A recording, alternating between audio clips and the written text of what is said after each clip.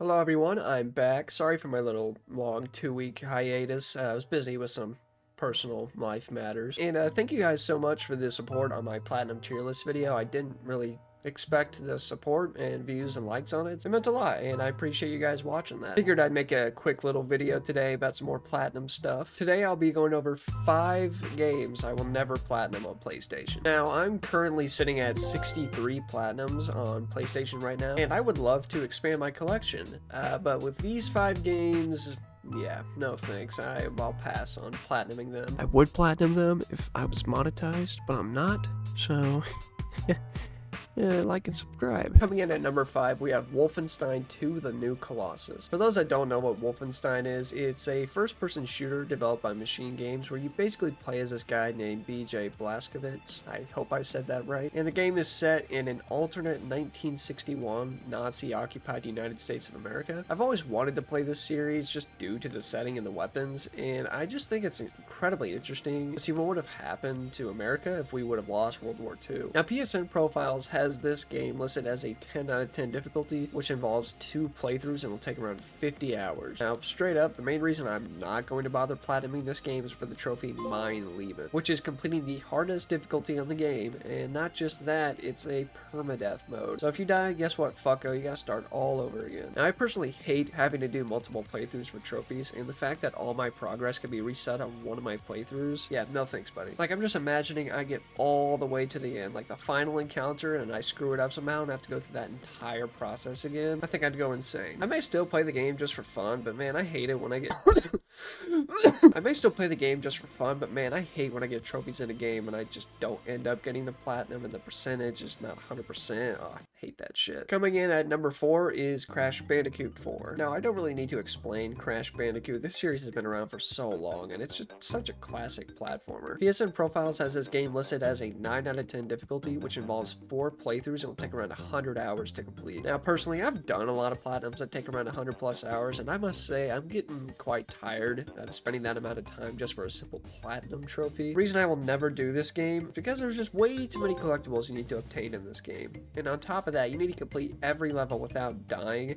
Then you need to complete every level in inverse mode. Then you have to get all the fruit in every level, which is basically in these crates, so you can't miss a single crate in a single level. It doesn't sound hard, but I've watched people platinum this game and they all seem like they've hated it. Don't die!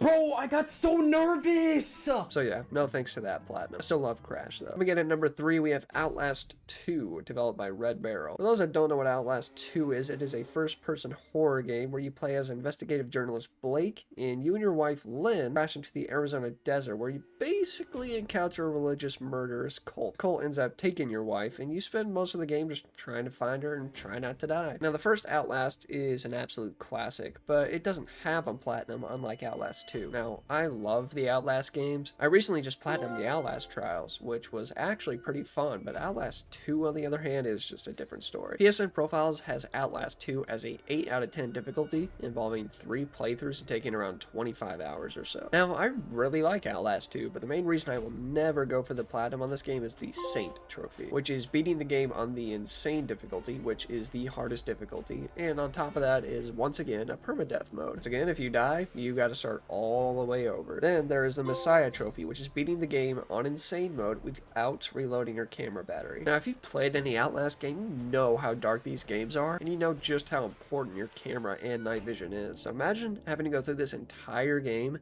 just in complete darkness. Either that or barely using your night vision whatsoever. Yeah, no thanks to that. That trophy just sounds absolutely miserable and just not worth it in the slightest. And lastly, there is the Asahel trophy, which is a speedrun trophy where you need to beat the game in under 4 hours. Now, me personally, I hate speedrun trophies. I hated having to speedrun God of War 1. I didn't even bother doing the speedrun for Uncharted 4. I did the glitch to get that trophy. Speedrun trophies are just not my thing. So yeah, I'm gonna pass on that platinum. Still though, Outlast 2 is a great game, and I'd recommend anyone play it if they're looking for a good horror game. Coming in at number 2, we have, well, Fortnite, developed by Epic Games. Everyone knows Fortnite. There's literally no point in explaining it. Now, PSN Profiles has this game as a 3 out of 10 difficulty and only involving one playthrough. That's horseshit. Here's the problem. This game will take 999 plus hours to platinum. There is just way too many grindy trophies in this game, like the Talented Builder trophy, which involves building 500,000 structures and save the world. And how about the Plays Well with Others trophy, which involves you having to complete 1,000 missions, not by yourself, but with other players. Yeah, sorry, there are some grindy trophies I don't mind having to do, but there is just way too many in this game. I value the time I have on this planet, thank you very much. Sorry I didn't go into much detail about the plat for this game, but most trophy hunters just know how miserable the plat would even be to attempt for this. And lastly, we all knew this was coming. Number 1 is Crypt of the Necrodancer, developed by Brace Yourself Games. For those that don't know what this game is, I don't really blame you. It's a small indie game. Basically, the game is a top-down 2D roguelike rhythm game that is just incredibly difficult and time-consuming. PSN Profiles has this game as a 10 out of 10 difficulty involving 50